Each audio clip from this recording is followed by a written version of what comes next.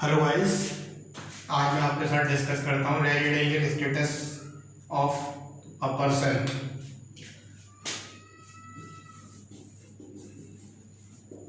Residential status of a person.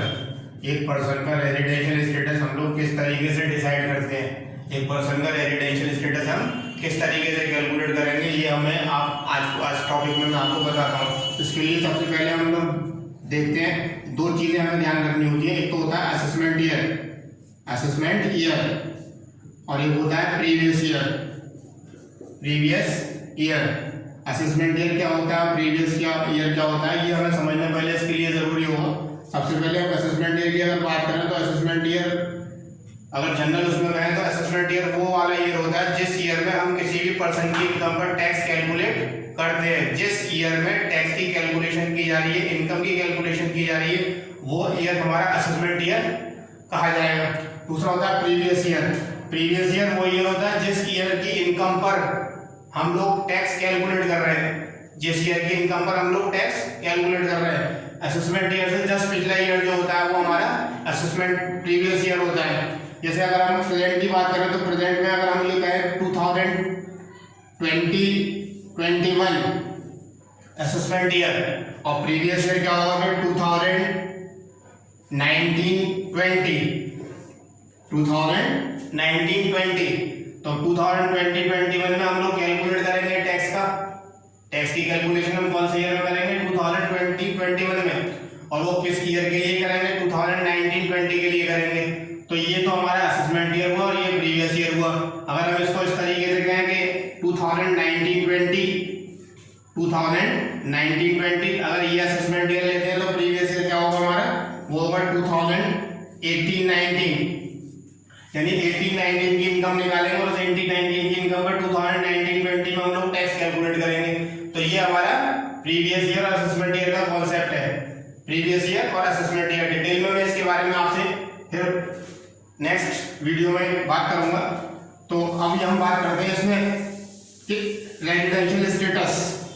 अब residential status निकालने के लिए हमें ये देखना है कि पर्सन का क्या मतलब होगा। सबसे पहले हम बात करें पर्सन कैसे कहते हैं, हु इज पर्सन। अगर जनरल लैंग्वेज में मैं बात करूं तो पर्सन का मतलब हम क्या कहते हैं, पर्सन को हम कहते हैं कि कोई भी एक इंडिविजुअल। अगर किसी से कहा जाए कि पर्सन किसे कहते हैं तो पर्सन को यही कहेगा कि भाई राम है, श्याम है, मोहन है, कीर्ति है, ये सब हमारे क्या है, पर्सन है। लेकिन इनकम टैक्स में पर्सन का थोड़ा सा डिफरेंट मीनिंग है। As per income tax rules person जो है, पर्सन इंक्लूड्स, पर्सन में कौन कौन इंक्लूड होता है, इंडिविजुअल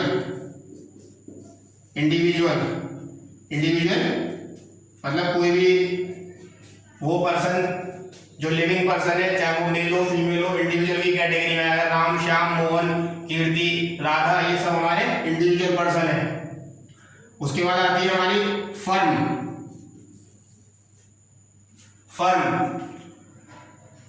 का मतलब कोई भी पार्टनरशिप फर्म से यहाँ पे इनकम टैक्स में हमारा जो सेंस है वो है कोई भी पार्टनरशिप फर्म। और पार्टनरशिप फर्म के बाद अगला कंसेप्ट जो होता है हमारा वो होता है HUF, Hindu undivided family.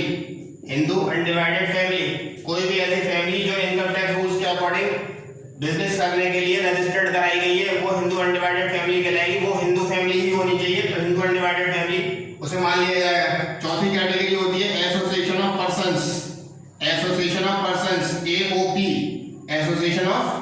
Persons, AOP।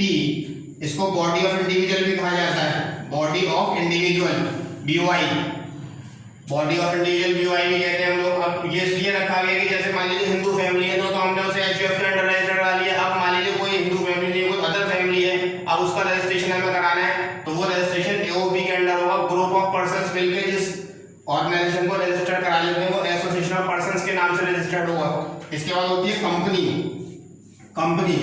कोई सी भी कंपनी हो, इनकम टैक्स के रूल्स के according company is also a person. और last other juridical person.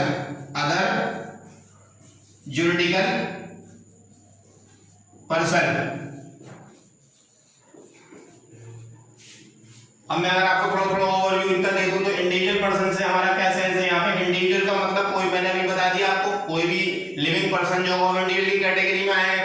Firm कोई भी पार्टनरशिप फर्म होगी, 2 या 2 से ज्यादा लोग मिलके किसी भी लीगल बिजनेस को रन कर रहे हैं तो वो फर्म की कैटेगरी में आ जाएगा।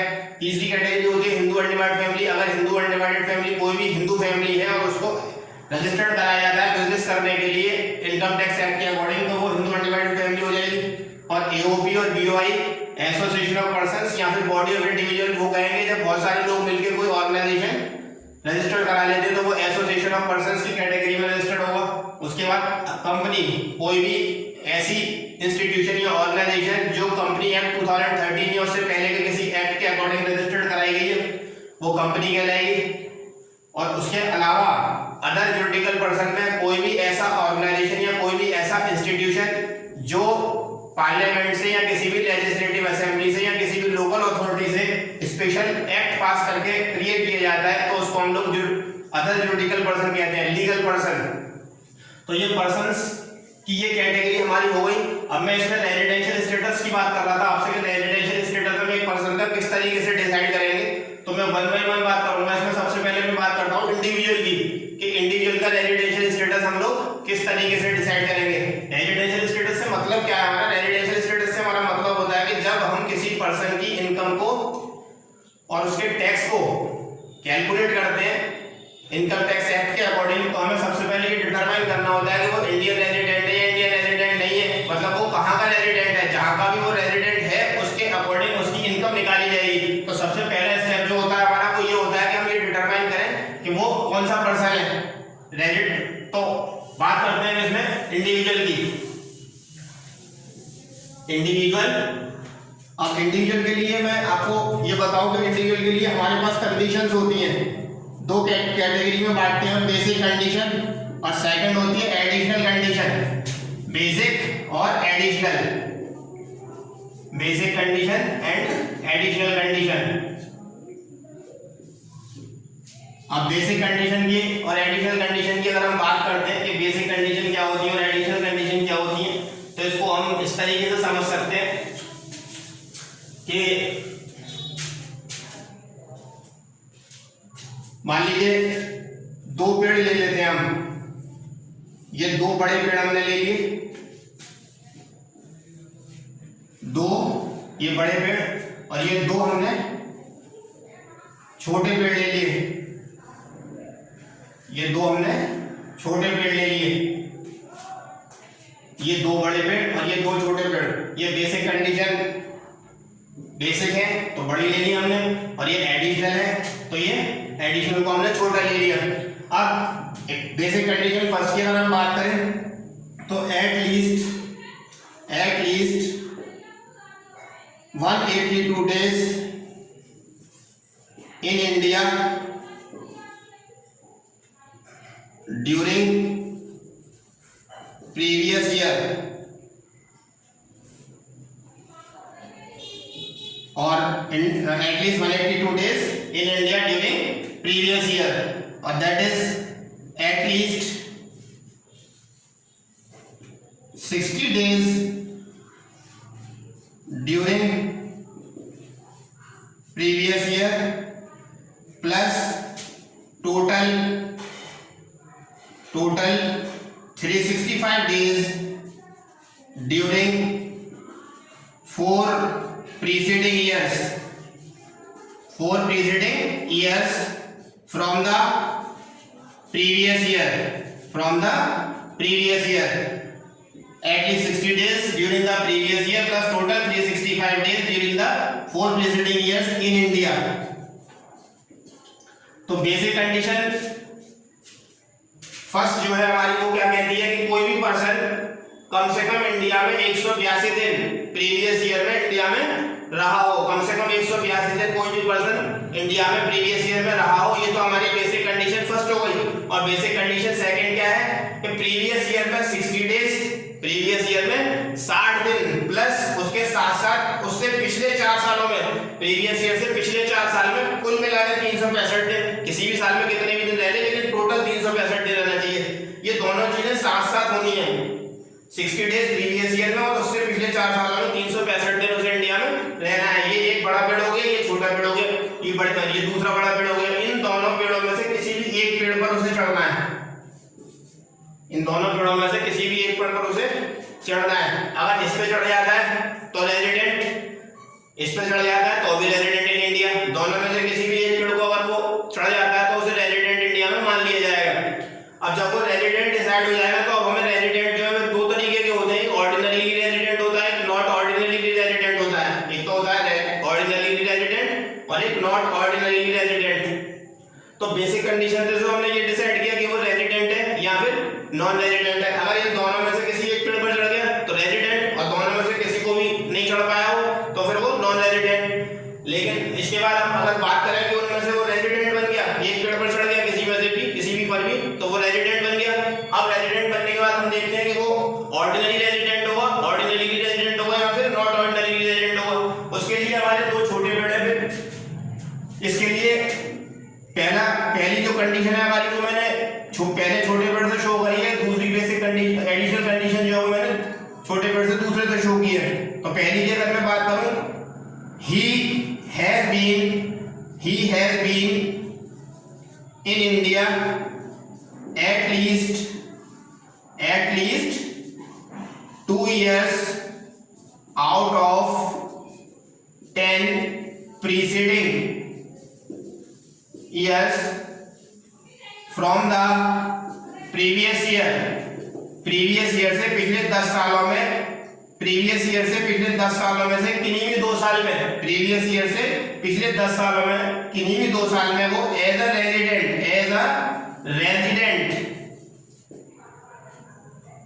रेजिडेंट वो इंडिया में रह चुका हो। पिछले 10 सालों में से, प्रीवियस ईयर से पिछले 10 सालों में से किन्हीं भी 2 साल में वो एज अ रेजिडेंट इंडिया में रह चुका हो। और रेजिडेंट के लिए क्या है कि इन दोनों कंडीशन में से किसी एक कंडीशन को सेटिस्फाई कर चुका हो। तो एडिशनल कंडीशन फर्स्ट जो है वो हमारी क्या कहती है कि कोई भी ऐसा पर्सन पिछले 10 सालों में से इन दोनों कंडीशंस में से किसी भी एक कंडीशन को 2 साल सेटिस्फाई कर दे तो वो ये मान लिया जाएगा कि उसने एडिशनल कंडीशन फर्स्ट सेटिस्फाई कर लिया, यानी फर्स्ट छोटी पेड़ पर वो चढ़ गया। और दूसरी एडिशनल कंडीशन जो है वो है हमारी he has been in India at least 730 days during 7 preceding years, पिछले 7 सालों में। प्रीसीडिंग वर्ड जब भी मैं यूज करूंगा तो प्रीसीडिंग का मतलब प्रीवियस ईयर से पिछले, प्रीसीडिंग का मतलब प्रीवियस ईयर से पिछले, प्रीवियस ईयर से पिछले 7 सालों में कुल मिलाकर 730 दिन वो इंडिया में रह चुका हो। प्रीवियस ईयर में छोड़ के उससे पिछले 7 साल में कुल मिलाकर 730 दिन वो इंडिया में रह चुका हो। किसी भी साल में कितने दिन रह ले, लेकिन टोटल उसे 730 दिन इंडिया में रहना होगा। अगर ये वाली कंडीशन भी उस सेटिस्फाई कर देता हो, यानी कि फर्स्ट और second, additional condition first plus second, अगर दोनों को सेटिस्फाई कर देता है तो वो ऑर्डिनरीली रेजिडेंट होगा। कौन सा रेजिडेंट होगा? ऑर्डिनरीली। और अगर वो दोनों में से किसी भी एक कंडीशन को सेटिस्फाई नहीं करता है या दोनों को सेटिस्फाई नहीं करता है तो उसको हम लोग कहेंगे नॉट ऑर्डिनरीली रेजिडेंट। तो अब मैं इसको ओवरव्यू में अगर कहूं, अगर कोई भी पर्सन बेसिक कंडीशन में से, यानी कि 2 बड़े पेड़ दिए उनमें से किसी एक पेड़ पर चढ़ जाता है तो वो बन गया हमारा रेजिडेंट। क्या बन गया वो हमारा? Resident of India, Indian resident हो गया वो। अब इंडियन रेजिडेंट हो गया। अब अगर इनमें से वो दोनों में से किसी पर नहीं चढ़ पाता है तो फिर वो non resident of India, non resident of India. दोनों में से किसी एक पर चढ़ जाता है तो रेजिडेंट ऑफ इंडिया, दोनों में से किसी पर भी नहीं चढ़ पाता है तो नॉन रेजिडेंट ऑफ इंडिया। जब वो रेजिडेंट ऑफ इंडिया बन जाएगा तो हमें फिर ये देखना है कि वो कौन सा रेजिडेंट है इंडिया, क्योंकि रेजिडेंट 2 तरीके के होते हैं, ऑर्डिनरी रेजिडेंट और एक नॉट ऑर्डिनरी रेजिडेंट। तो ऑर्डिनरीली रेजिडेंट और नॉट ऑर्डिनरी रेजिडेंट।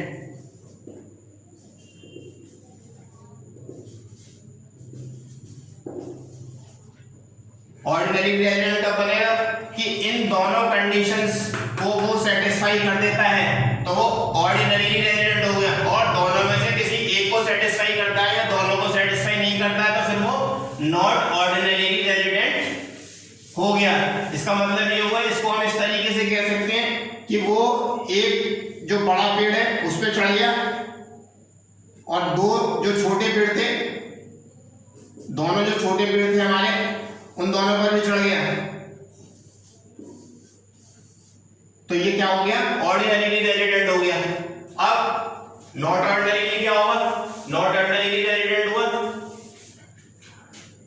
कि बड़े पेड़ पर चढ़ गया, बड़ा पेड़ जो था हमारा उस पर चढ़ गया। वो इन दोनों में से किसी एक पेड़ पर चढ़ता है, सिर्फ किसी एक पेड़ पर चढ़ता है, या फिर किसी पर भी नहीं चढ़ता है, या फिर इस पर भी नहीं चढ़ पाता है, तो फिर वो नॉट ऑर्डिनरी रेजिडेंट कहलाएगा।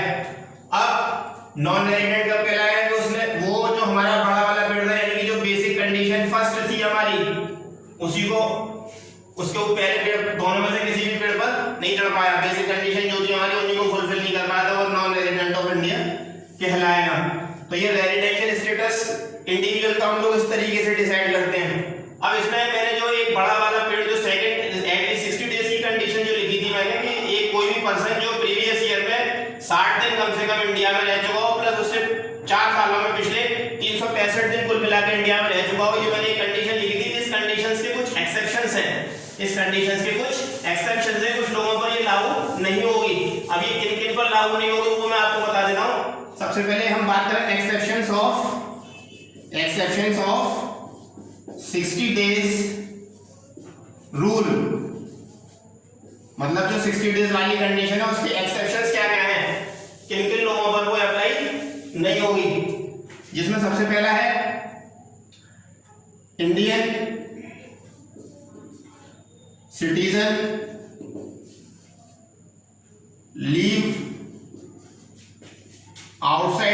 Leaves India for employment purpose. कोई भी पर्सन जो एम्प्लॉयमेंट पर्पस से इंडिया को छोड़ता है, एम्प्लॉयमेंट पर्पस से मतलब जॉब करने जा रहा है, या कोई बिजनेस करने जा रहा है, या कोई फिल्म की शूटिंग करने जा रहा है, मतलब कोई भी उसका कमाने का मकसद है, या किसी प्रोफेशनल पर्सन बन के जा रहा है, तो किसी भी कमाने के मकसद से अगर वो इंडिया से बाहर जा रहा है तो उस पर्सन के लिए 60 डेज वाली कंडीशन अवेलेबल नहीं होगी, उसको 182 डेज वाली कंडीशन ही रह जाएगी, सिर्फ एक ही पेड़ बचेगा बड़ा वाला। Second category is any person leaves India during the year for as a crew member of an Indian ship, किसी भी इंडियन शिप का क्रू मेंबर बन के अगर वो इंडिया से बाहर जा रहा है, इंडियन शिप का मतलब भारतीय जहाज है, कोई भारतीय जहाज पर वो उसका मेंबर बन के, क्रू का मतलब उसका जो स्टाफ होगा, शिपिंग का स्टाफ, वो क्रू मेंबर कहलाएगा। तो क्रू मेंबर बन के अगर इंडिया से बाहर जा रहा है तो उस पर्सन के लिए भी 60 डेज वाली कंडीशन अवेलेबल नहीं होगी। तीसरी कैटेगरी जो होती है हमारी इंडियन सिटीजन और इंडियन ओरिजिन। कोई भी इंडियन सिटीजन है या इंडियन ओरिजिन पर्सन है, settled outside India and comes on a visit to India. कोई भी ऐसा इंडियन सिटीजन है या इंडियन ओरिजिन पर्सन है, इंडियन सिटीजन या फिर इंडियन ओरिजिन का मतलब होता है उसके एंसेस्टर जो वो इंडिया में पैदा हुए हो, तो इंडियन ओरिजिन है या फिर इंडियन सिटीजन है और इंडिया से बाहर सेटल हो चुका है, और बाहर सेटल होने के बाद वो इंडिया में विजिट के लिए आता है, मतलब घूमने के लिए आता है, तो वो पर्सन भी 60 डेज वाली कंडीशन के लिए उसके लिए अवेलेबल नहीं होगी। 182 दिन उसे इंडिया में रहना होगा तभी वो सेटिस्फाई माना जाएगा रेजिडेंशियल स्टेटस के लिए। तो ये इसके एक्सेप्शंस मैंने बताया आपको, 3 एक्सेप्शंस हैं। ये इन लोगों के लिए ये 60 डेज वाला जो सेकंड कंडीशन है हमारी बेसिक, वो अवेलेबल नहीं होगी। तो ये मैंने रेजिडेंशियल स्टेटस एक पर्सन का बताया, इंडिविजुअल का रेजिडेंशियल स्टेटस मैंने डिटरमाइन किया कि किस तरीके से हम रेजिडेंशियल स्टेटस एक इंडिविजुअल पर्सन का कैलकुलेट करते हैं। अब मैं इसके बाद आपके साथ नेक्स्ट वीडियो में बात करूंगा कि how to determine the residential status of AOP firm और आपका कंपनी, उनके रेजिडेंशियल स्टेटस हम किस तरीके से डिसाइड करते हैं। सबसे ज्यादा दिक्कत जो है वो इंडिविजुअल में ही होती है, तो इंडिविजुअल का मैंने आपको ये डिस्क्रिप्शन ब्रीफ में दे दिया है। बाकी मैं आपको नोट्स वगैरह अगर आप चाहेंगे तो मेरे चैनल से डाउनलोड कर सकते हैं, तो नोट्स इसके डिटेल में आपको मेरे चैनल पर मिल जाएंगे, फेसबुक पेज पर भी मिल जाएंगे। तो ये मैं नेक्स्ट वीडियो में आपके साथ डिस्कस करूंगा कि हम कंपनी का या अदर पर्सन जो है उनका रेजिडेंशियल स्टेटस कैसे डिसाइड करेंगे। थैंक यू, मिलते हैं नेक्स्ट वीडियो के साथ।